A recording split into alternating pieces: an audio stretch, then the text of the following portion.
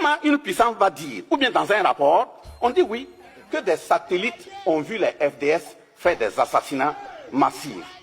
Des satellites qui voient des FDS qui font des assassinats massifs. Et les mêmes satellites sont incapables de voir des terroristes qui s'organisent pour aller attaquer.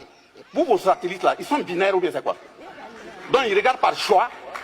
Donc vos satellites, quand c'est vous, vos hommes là, on ne voit pas. Donc il y a quand même un problème. Donc, je prends le cas de Kadhafi. Ça a été exactement le même narratif qui a été utilisé sur Kadhafi. Et voilà les exemples. Encore, on a dit que oui, il y a rapidement Human Rights qui a fait un rapport, qui a déposé.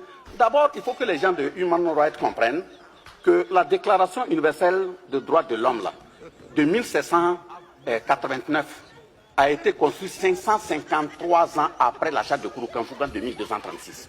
On ne peut pas venir apprendre à des Africains ce que c'est que les droits humains. Vous prenez la Déclaration universelle des droits de l'homme de 1948. Elle a été construite 712 ans après la charte de Kouroukanfouga. Ça veut dire que les droits humains, quand même en Afrique, on sait de quoi il s'agit. Donc vous prenez, vous dites oui, Human Rights a fait un rapport, allez déposer parmi les rapports qui ont concouru à la prise de la résolution 1970 et la résolution 1973, ça veut dire 1970 et 1973, qui ont permis d'assassiner Kadhafi. Même on a dit que c'est pour aller créer une zone aérienne, d'exclusion aérienne. C'est une zone qui a été créée, on est intervenu jusqu'au sol, aller massacrer Kadhafi. Et après on revient, on dit, non, les rapports qui ont été utilisés là, les preuves n'étaient pas consistantes. Voilà, ce sont des gens qui ont appelé, ça y est sur le net, hein, vous pouvez taper.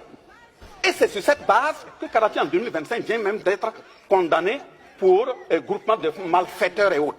Ça veut dire que les responsables de Human Rights Watch doivent aussi répondre en tant que malfaiteurs. Au sein de l'AES, nous sommes engagés, pas contre un peuple, pas contre une personne, pas contre un groupe. Mais si un groupe se met de travers nos intérêts, nous allons nous défendre. Ça, il faut que ce soit clair. Nous sommes engagés pour la conquête de notre souveraineté.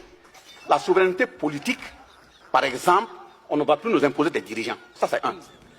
La souveraineté économique, par exemple, nos matières là, qui vont servir à nos peuples. Nos jeunes qui meurent en bordure des océans qui reviennent là. Ça, c'est terminé.